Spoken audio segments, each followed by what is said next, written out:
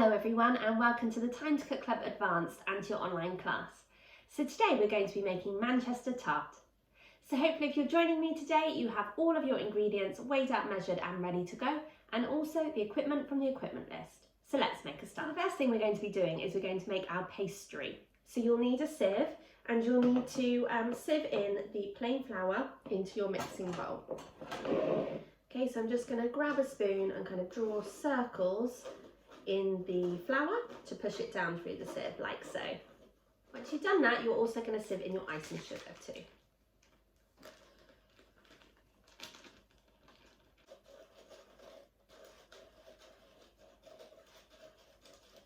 And then give the icing sugar and the flour a stir.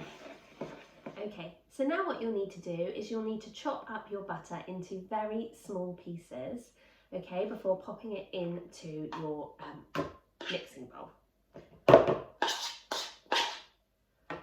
You're then going to use a knife to kind of chop the butter into even smaller pieces. You can remove your spoon, okay, so that it starts to mix in with the icing sugar and the plain flour, okay, like so.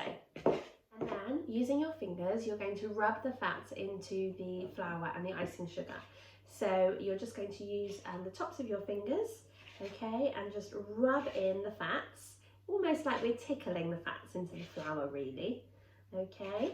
And every now and again you can give your bowl a little shake and it will bring the bigger lumps to the surface, so you'll know which bits you need to still work on. But just keep going until your mixture resembles fine breadcrumbs, and I'll tell you what to do next. Okay, welcome back guys. So hopefully by now you have rubbed in your butter into the flour and the icing sugar, and your mixture now resembles fine breadcrumbs. So now you need to get your chilled water, and you need to pop 3 tablespoons of chilled water into your mixture, okay? And then with your spoon, you're just going to stir those ingredients together, okay, until it starts to come together into a ball. Now, if your dough is really sticky, then you need to add more flour. And likewise, if your dough is really dry, then you can add another teaspoon of water. Onto your work surface, you can pop some dusting flour and on your hands, which will stop your dough from sticking to your hands and to the work surface. And then you're just going to kind of knead it or form it into a disc shape, okay, before wrapping it either in tin foil or cling film and popping it in the fridge to chill for 20 minutes. So join me back here in 20 minutes time and we can continue with our recipe together. Welcome back. So hopefully by now your pastry has been chilling out in the fridge for 20 minutes. So now what you need to do is you need to pop some flour onto your work surface, and you need to also flour your hands and your rolling pin as well. And this is going to stop the pastry from sticking to your work surface and to your rolling pin and to your hands. So now what you need to do is you need to get to your tin that you're using, and you're going to grease your tin with some butter or margarine. You need to grease the bottom and the sides, and this is going to make it much easier for you to get your tart out of the tin once it's been cooked. So you then need to roll out your pastry until it's roughly the same size as your tin, but add on another 2 to 3 inches because you need your pastry to go up the sides of your tin as well as on the base. And then what you're going to do is you're going to roll your pastry up in the rolling pin and then pop it over the top of your cake tin so that it hangs over the edge like this. And then using your hands, you're going to press down on the bottom of your pastry, okay? So if you can see what I'm doing, I'm lifting up the bit that's folded over, okay, and then using my fingers, I'm pressing down on the pastry, okay, like so. So once you've pressed down the base of your pastry, okay, so that it lines the whole of the base and the sides, you then need to press down on the top, okay, and with a rolling pin you can just roll over the top of your tin, which is going to make your edges really neat, okay, like so. And then with your finger or fingers, what you're going to do is you're going to try and bring the pastry up a bit, okay, like so. And the reason that you want to do this is because when your pastry is baking in the oven, then it will shrink, okay? So by lifting it up a little bit higher than the tin, then you're going to help with that shrinkage, okay, like so. And then with a fork, what you're going to do is you're just going to prick the base of the tin, okay? And this means that when you're cooking your tart paste, then it's going to let the moisture out to avoid having that soggy bottom. So now what you need to do is you need to pop your tin with the pastry in it back into the fridge to chill again for a further 20 minutes. So join me back here in 20 minutes time and we can continue with our recipe together. Guys. So hopefully by now your pastry case has been chilling out in the fridge for a further 20 minutes. So now what you need to do is you need to go and preheat your oven to either gas mark 5 or 190 degrees or 170 degrees if you're using a fan oven. You then need to get a piece of tin foil and you're going to crumple it up and then open it back out again. Okay, and you're going to use it to line the bottom of the pastry case. And then you'll need to tip in your dried rice or your baking beans because this is going to weight down the pastry case. Okay, so you can spread them out like so. And then what you're going to do is you're going to pop your pastry case into the oven to bake for 15 minutes. And we call this blind baking or baking blind because we're only part cooking the pastry case. We're just basically trying to avoid that soggy bottom.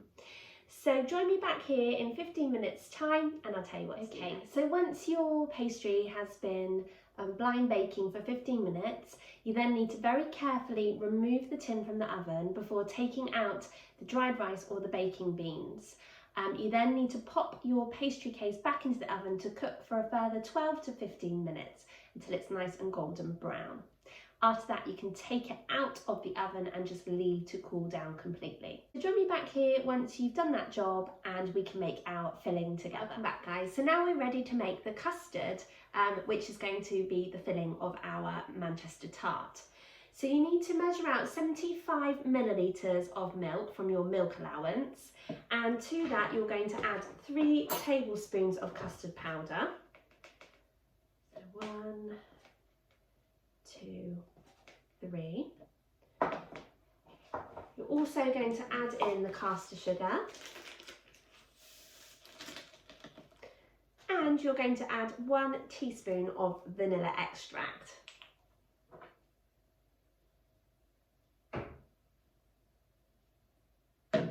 And with a spoon, you're just going to stir all of those ingredients together to create like a paste, custardy type paste, okay?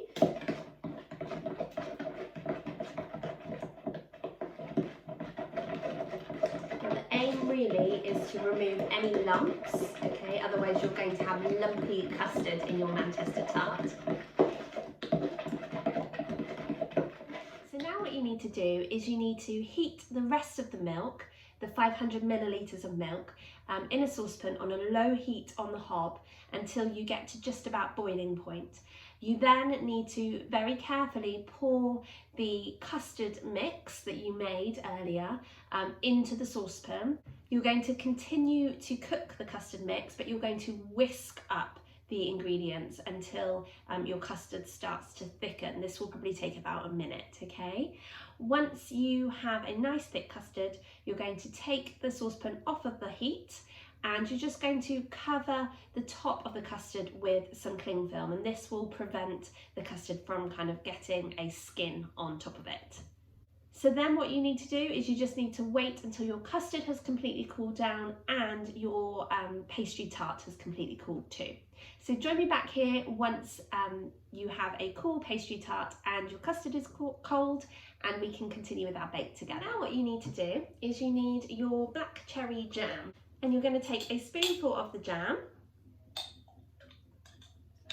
or a couple of spoonfuls, and then with a palette knife or the back of your spoon, you're just going to spread it all over the bottom of your tart, okay?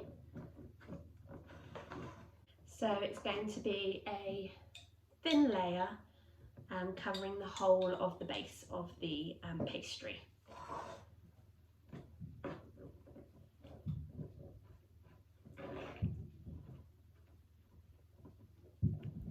We're then going to scatter over 1 tablespoon of desiccated coconut, and you're going to try and pop it quite evenly over the base with the black cherry jam too.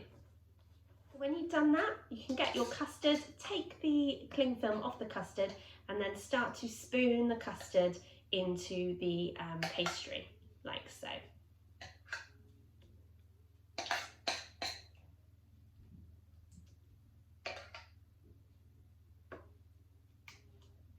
And using the back of your spoon or a palette knife, again, you can just smooth it all down.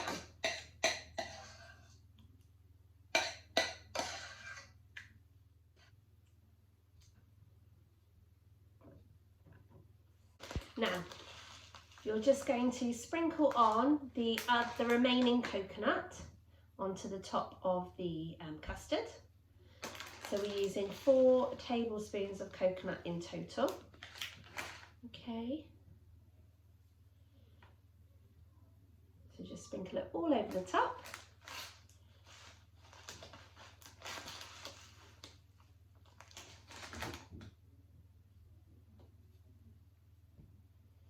And then what you can do is you can use your fingers just to kind of press it down to secure the coconut to the custard, like so.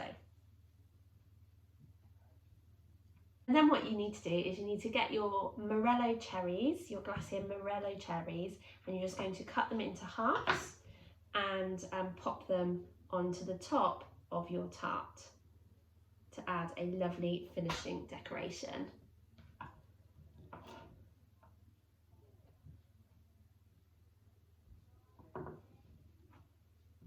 And then what you need to do is you just need to place your Manchester tart in the fridge to chill for another hour before you slice it.